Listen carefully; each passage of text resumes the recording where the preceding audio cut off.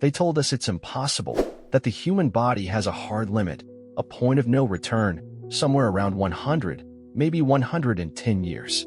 But what if they were wrong? What if aging isn't a sentence, but a program, one that can be hacked, recoded, slowed, or even paused?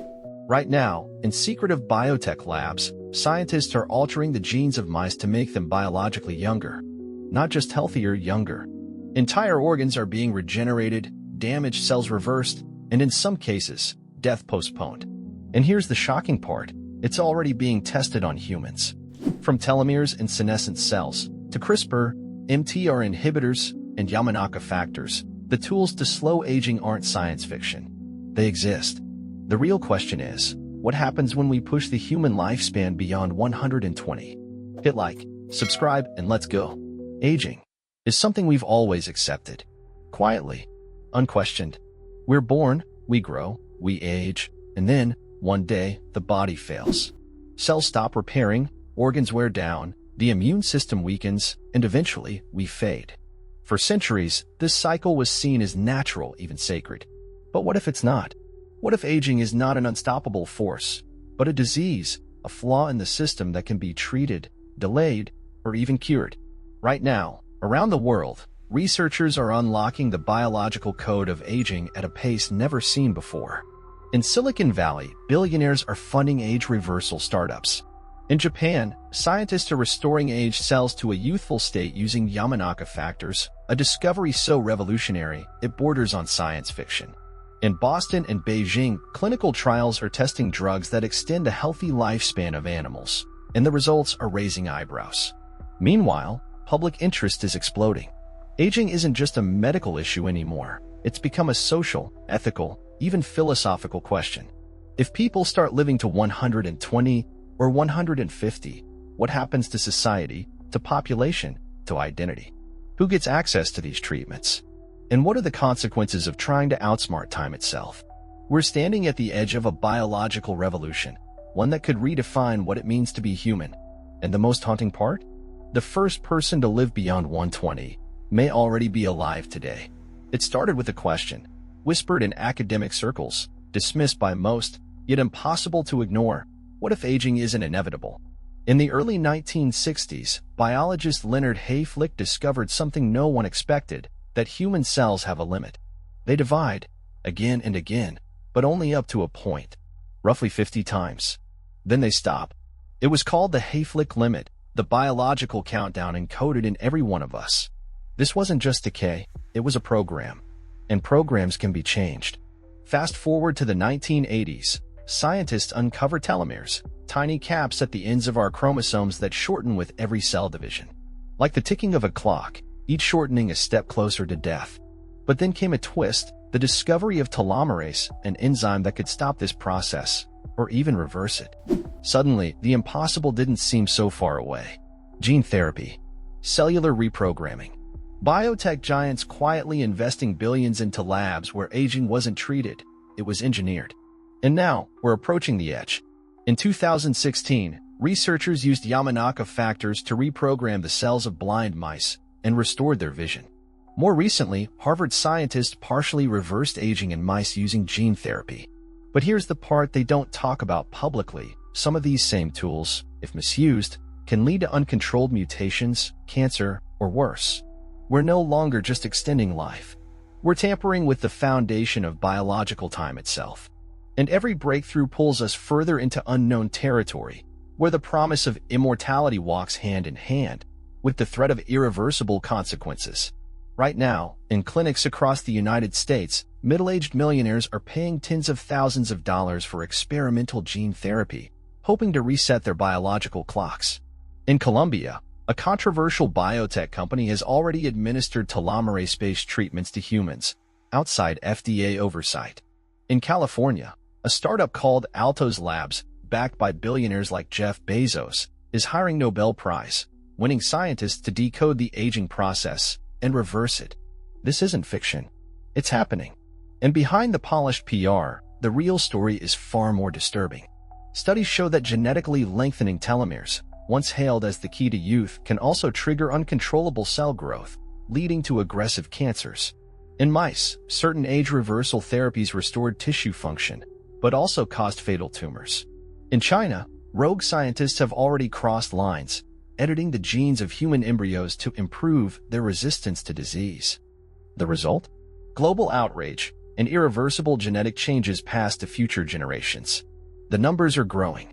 By 2030, the anti-aging market is projected to reach over $120 billion, a race not just to live longer, but to escape death itself. But here's the dark twist: not everyone will have access. These treatments, for now, are only available to the powerful, the wealthy, the connected. What happens when the rich live to 120 or beyond, while the rest of humanity continues to age, to suffer, to die? Are we witnessing the birth of a new genetic elite, a class of post-human beings no longer bound by time? The lines between medicine and manipulation are beginning to blur. And once we cross them, there may be no way back. Here's the part almost no one outside the labs knows. We've already reversed aging in living mammals. Not slowed, reversed. In 2020, scientists at Harvard Medical School published a study that stunned the global research community. Using a form of gene therapy that reactivated Yamanaka factors, the very genes that tell our cells how to be young again, they partially restored the vision of old mice by regrowing the nerve fibers in their eyes.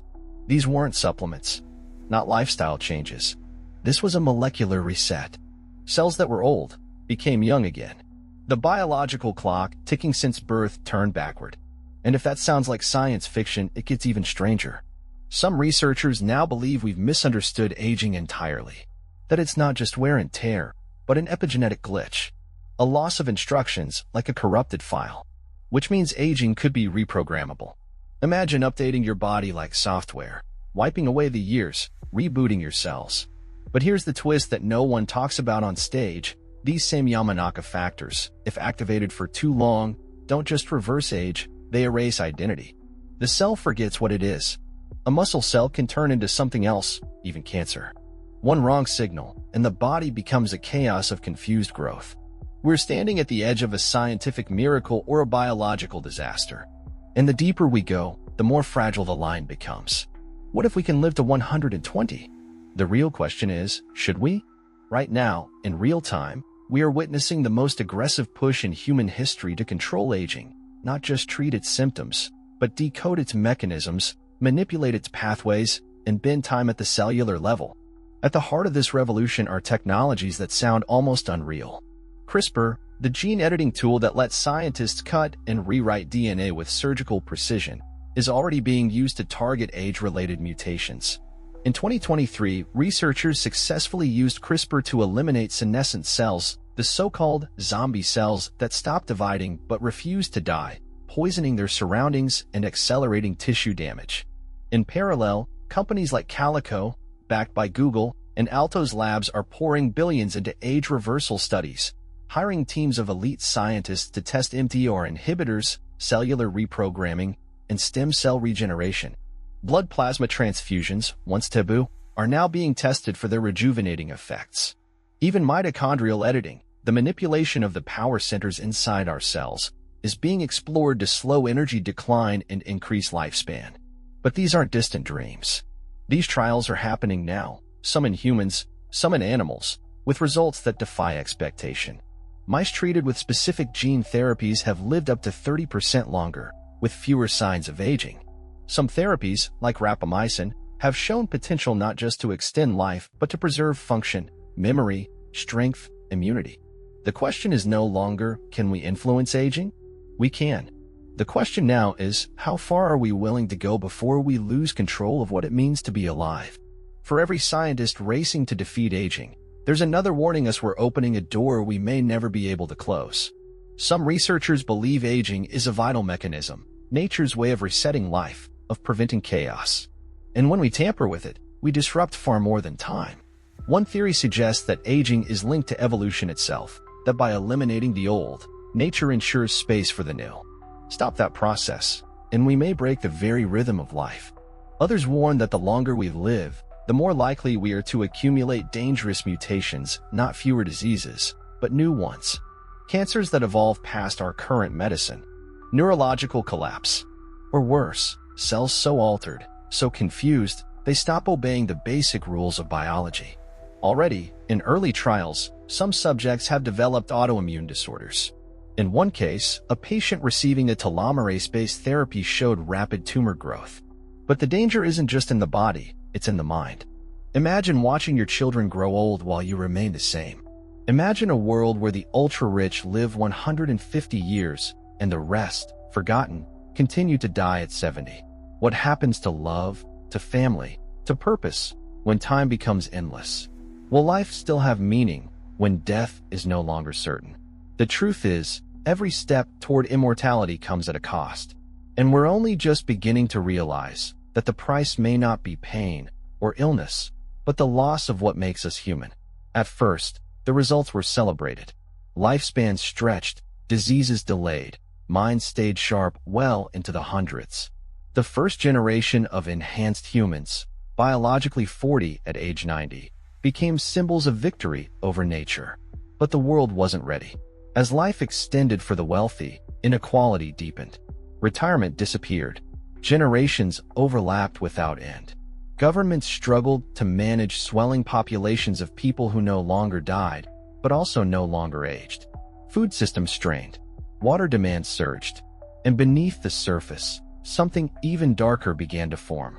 A class of humans so altered by gene therapy, neuroenhancement, and cell reprogramming, they stopped identifying as human at all. Post-aging, post-death, post-empathy, they called themselves the next. Free from disease, free from decay, but also, increasingly, free from compassion. They watched as the unmodified, aged and withered, calling them the old strain. Some tried to resist, to legislate, to ban enhancements. But it was too late. The technology had gone black market, decentralized, unstoppable. Entire cities became genetic enclaves, where only the enhanced could live. And when resources began to collapse, these enclaves didn't offer aid, they sealed their borders. The rest of the world watched in horror. Aging wasn't cured, it was weaponized. The dream of eternal life became a global fracture. A second evolutionary line had emerged, not slowly, over millennia, but in decades. And now, the species that created the tools to defy death was no longer the one in control. In the end, the question was never just about living longer. It was about what kind of life we would choose to live. The technology to slow aging, to erase time from our cells, to rewrite our biology, it exists. But so does the danger of forgetting why we age in the first place.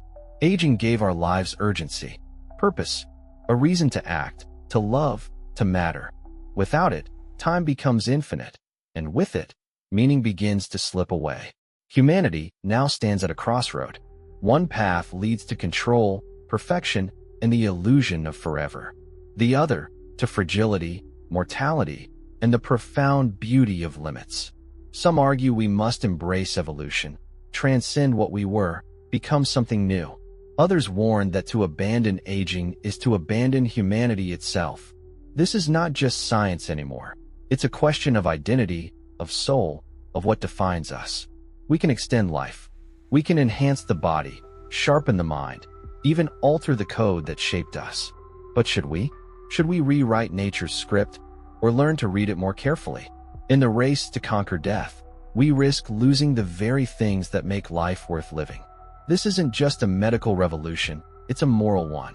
And the decision won't be made in labs or conferences, but in the quiet moments where we ask ourselves, not how long can we live, but what are we living for? Remember how we started this story? With a question, what if we could live to 120 or beyond? Maybe, by now, that number doesn't sound so impossible. Maybe it even feels close, uncomfortably close. Because the truth is, we're already on the edge. The science is real. The technology exists. Somewhere, right now, in a private lab or a quiet clinic, someone may be receiving a therapy that slows their clock. Somewhere, the future is being rewritten, cell by cell, gene by gene. But not without consequence. Not without cost. I'll be honest with you. When I first began digging into this story, I felt wonder, hope.